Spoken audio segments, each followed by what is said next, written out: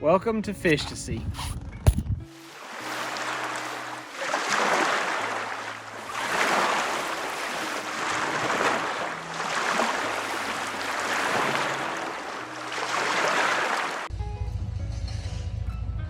They could care less.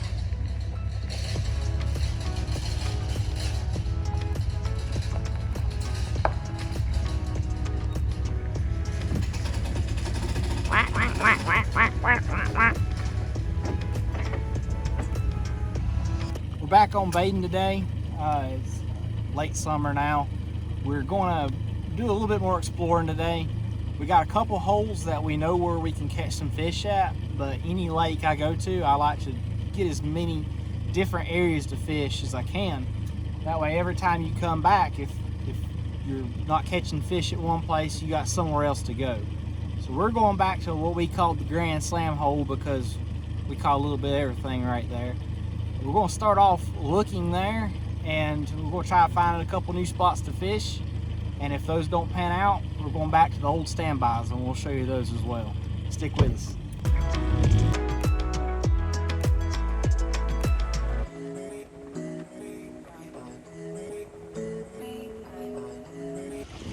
So we've come back down here to what we call the Grand Slam hole. And what it is, between the bank and about 100 feet out there, there's a channel. It runs about 27 foot deep. Out there, the water comes up to about 10 foot deep. And what you have is all these bait fish and predatory fish will fill in this channel. And you can see right here on the depth finder, we have schools of shad up top. And more than likely, this is a school of white perch or something, crappie or something of that nature down on the bottom where it's cooler. We got a surface temperature of 90 degrees out here today. It's late August, and down 20 feet, your water temperature is going to be dropping down, back down to mid 70s, maybe 80 degrees, but not nowhere near 90 degrees. So the fish are trying to find the perfect mix between oxygen content and water temperature. Anytime you find an area where you have marks like this on the bottom, and this ain't brush, this is going to be fish. Where you have fish on the bottom and bait up top, it's a great place to start fishing.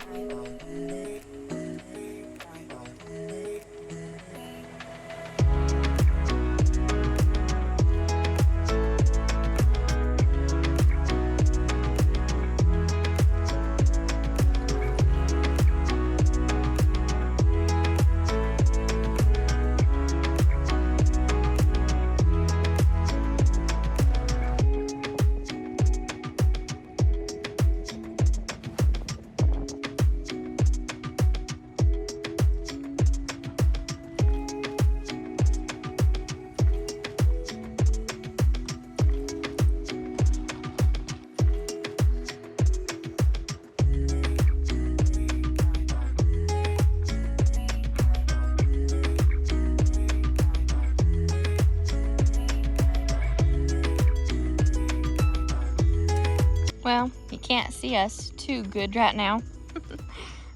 Brian's kind of in the black down there. But got the lights out. Didn't do the best. Guaranteed we were exploring, scouting new places to fish on this lake. We got a lot more ground to cover, but come over here to a dock that we're pretty familiar with. We've caught some big slabs off the end of it before, and we've done good night fishing here a couple times now. And so we got our lights out waiting for the shad to come. Gonna give it about 30-ish minutes. We got all set and ready about 9 o'clock, so we'll be here till 9:30 to see if any of these perch or crappie bite. If not, we'll be finding another spot. Maybe back at the Grand Slam hole again, if that boat's gone. Yep.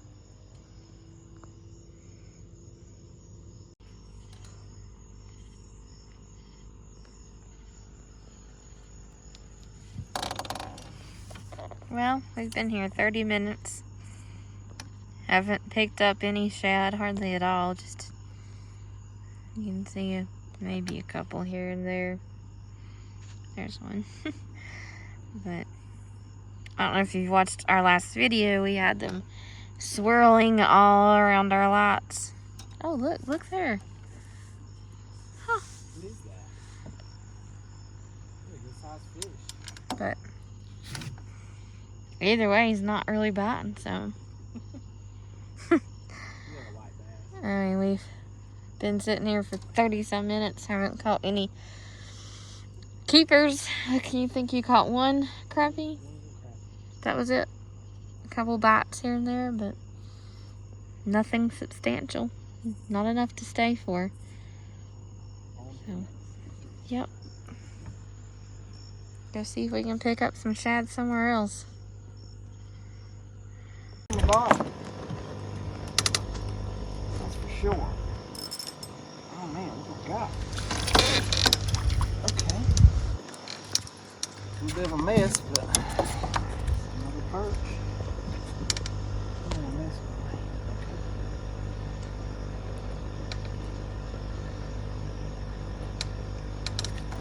Gosh.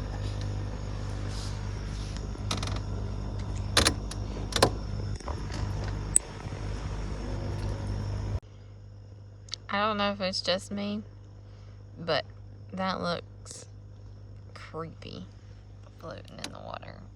And all it is slimy seagrass. It's slimy seagrass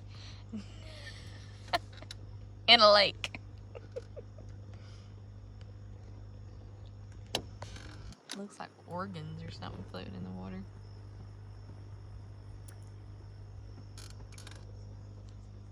No. Well, this little channel cat's the last catch of the night. Nothing much has went on the night. Once it got dark, fishing just shut off for us. We couldn't find them anymore. We don't really, sometimes it's like that.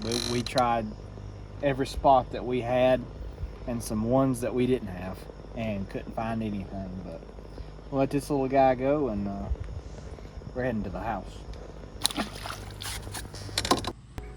All right, we're back at the fillet table. We're going to clean up these white perch and the crappie we caught. So on this white perch, we're going to come in right behind the fin. We're going to take the electric fillet knife and go all the way down to the backbone and go out your fillet, but don't cut through the end of the tail. And I'll explain a little bit as I go. You can't really hear me while I'm running the fillet knife.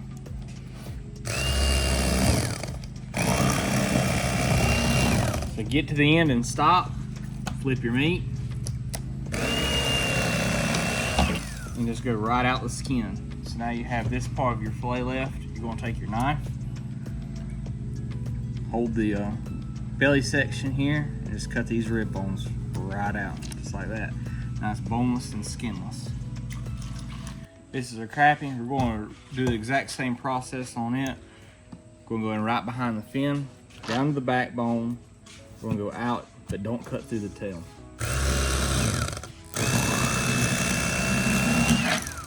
Flip your meat. Right out the skin. This one on the belly section is a little bit different. First, we're going to cut that little section out. Then pull out your belly section. It's boneless and skinless. You either fry it or bake it, grill it, whatever you want to do with it.